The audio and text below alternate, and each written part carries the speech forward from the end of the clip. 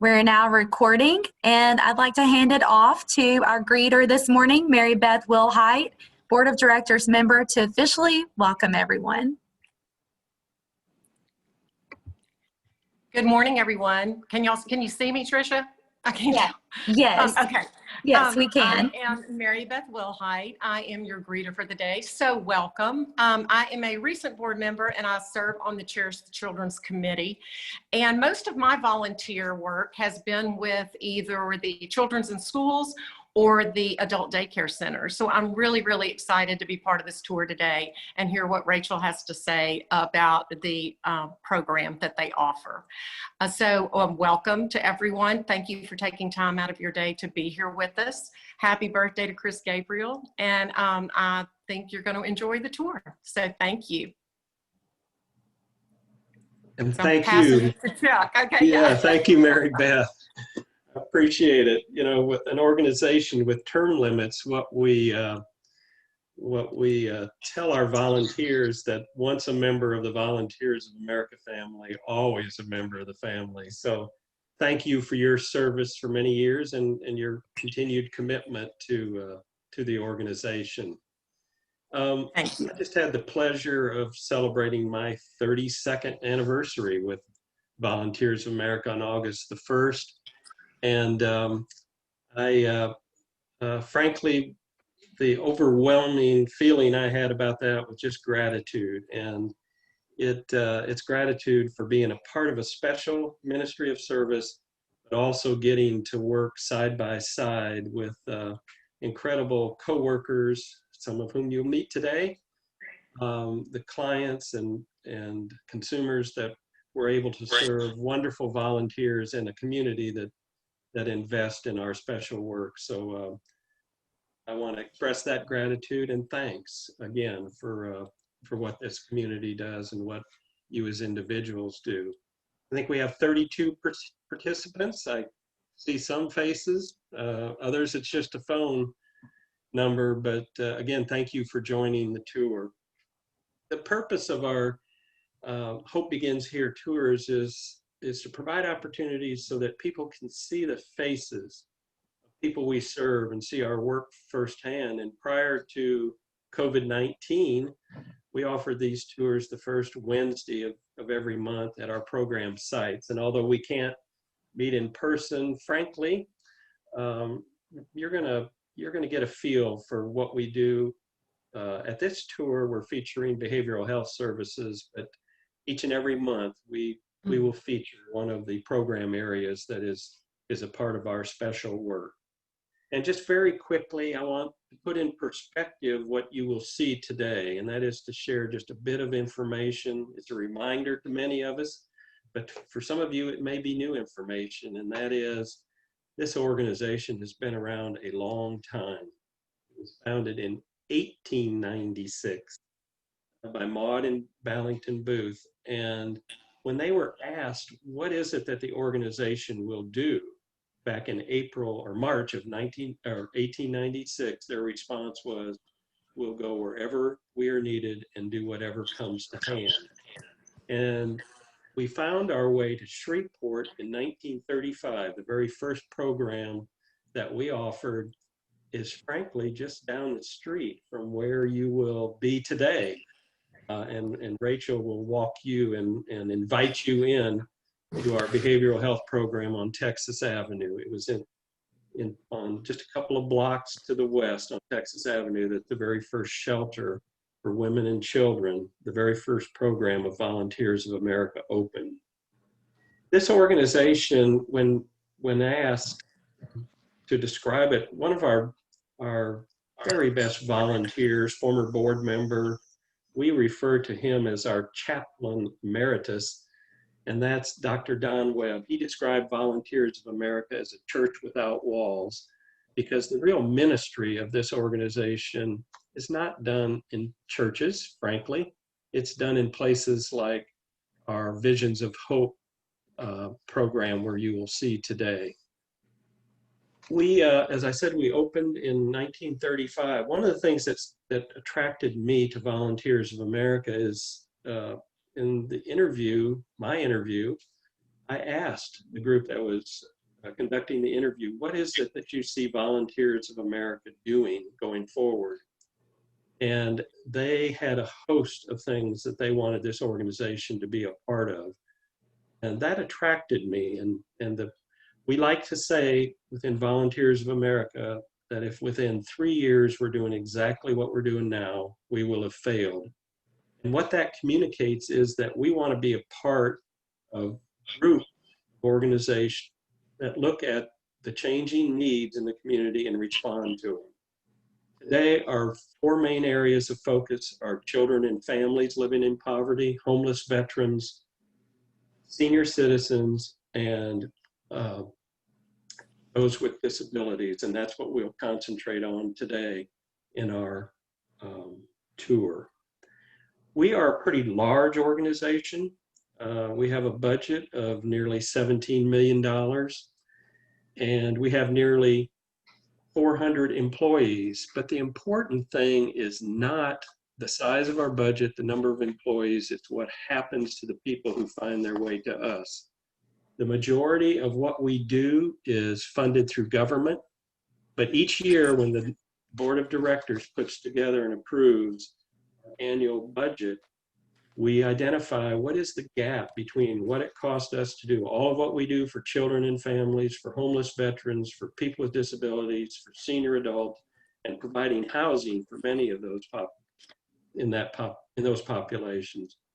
The difference between the total budget, total cost, and what we receive in government funding for the year that started July the 1st is $2,450,000. We used to refer to it as the gap, but since COVID-19, we referred to it as the gap of uncertainty, because as our cost increased, in many ways related to COVID-19, and revenues decline, it is truly a gap of uncertainty. But as of today, since July 1, we've received $666,688 toward that gap of $2,450,000. So I want to thank those who invest in our special work, who help us to close that gap each and every year. And we are hopeful that in this year to come, a gap of uncertainty will be closed again. I mentioned earlier the size of our budget, the number of employees, and saying that's not what's really the most important. What is most important is what happens to those people who find their way to us. We measure outcomes in each and every program and service that we provide. And the outcomes, frankly, have been extremely impressive. And that's what attracts investors to us, to want to continue to help to change lives, transform lives, and in doing so, create a stronger community.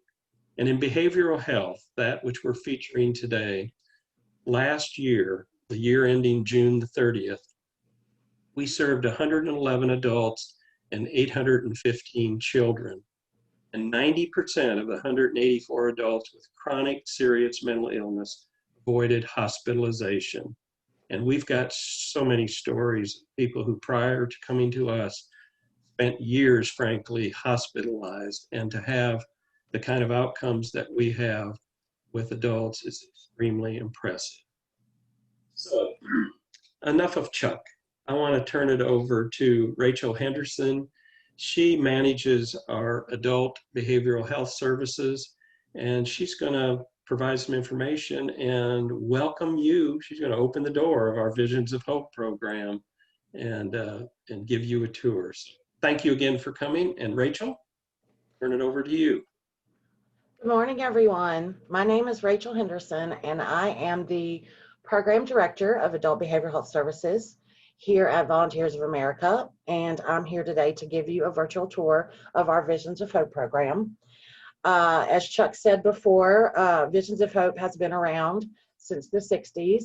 It began as a drop-in center for adults in the community with chronic mental illness and has evolved into a day treatment program which has become a very integral part of our mental health rehab services.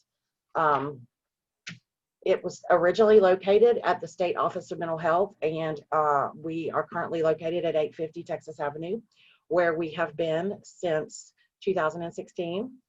So let's go inside and take a look around. When I think of the mission of Visions of Hope, I think of the words community, connection, and fellowship. Our primary goal is to provide our clients with a safe place to make meaningful connections, participate in spiritual and social fellowship, and really feel honored and treated with respect and dignity.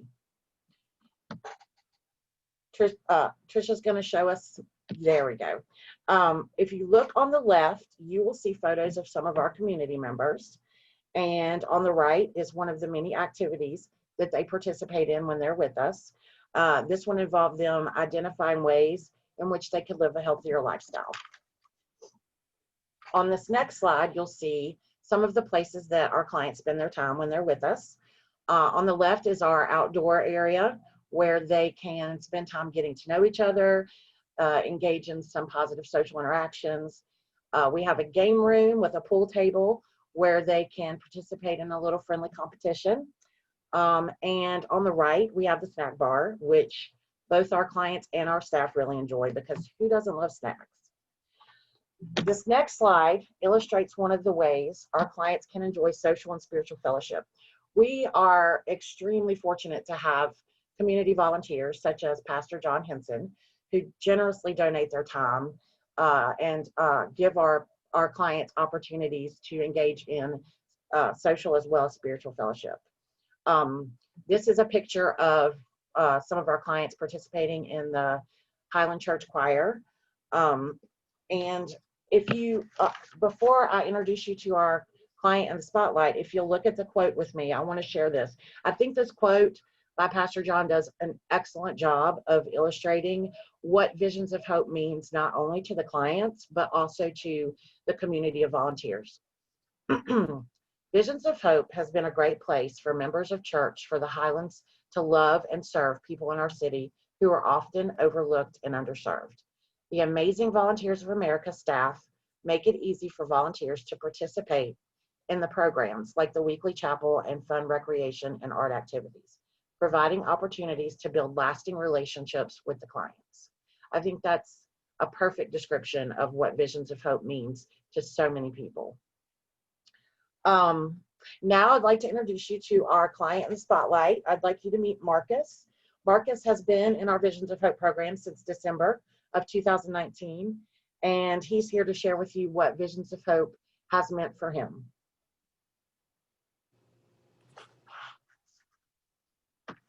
Hello, everyone. Hi, Marcus. My name is Marcus, and my girlfriend name is Felicia.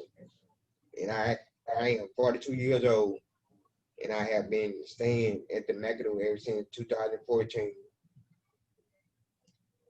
I stayed in a group home on Kirby Place back in 2013.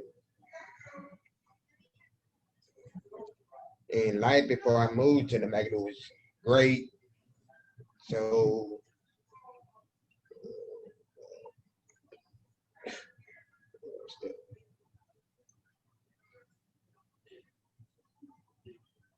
life before the McAdoo was the group home, and that's it. And McAdoo had changed my life ever since 2014. Also, I want to say it's great to be in the Vision of Hope. And what I benefited from Visions is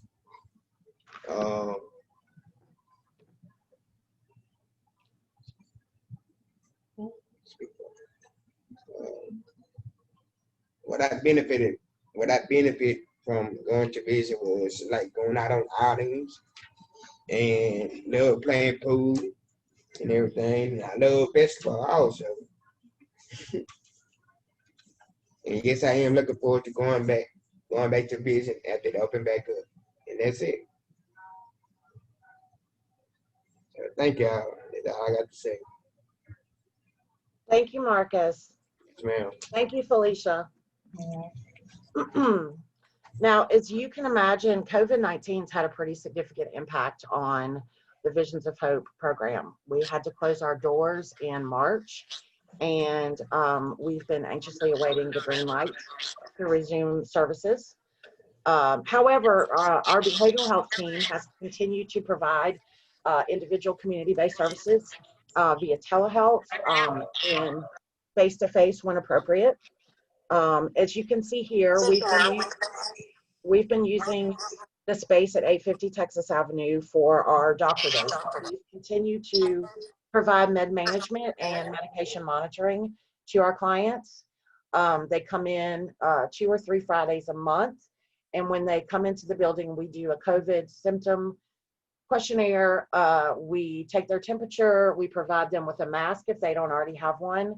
And then the space is divided up into what we call safety zones, so that clients and staff can be in the facility together and still maintain appropriate social distancing. Excuse me. Now, during this pandemic, I have put a lot of thought into what my vision for Visions of Hope is. And I will say that I would love to continue building community collaborations and partnerships, strengthening those partnerships, the ones that we already have. And I've been working on developing a program that rewards our clients with incentives for participating in not only the social aspect of the program, but also the psychoeducational aspect. And that is it. That's Visions of Hope. Thank you so much for taking the time to go on this virtual tour with me. Thank you so much, Rachel, for leading us on a virtual experience inside the Vision of Hope program and for sharing not only the history, the mission. We really appreciate everything that you're doing for those that we serve. And thank you, Marcus. I see Pastor Henson just said, thank you. We can't wait till it resumes. And I know so many feel the same way as John. Are there any questions? Any questions for Rachel? Any questions for Marcus as a participant of Vision of Hope, or any questions for Chuck? At this time, we'll just open it up. So feel free to unmute yourself. If there is some background noise, we might want to use the chat box, but feel free just to engage now and ask any questions, or just say or type in the chat box just one thing that you'll take away from this tour. We'd love to know what that one thing is. So thank y'all so much.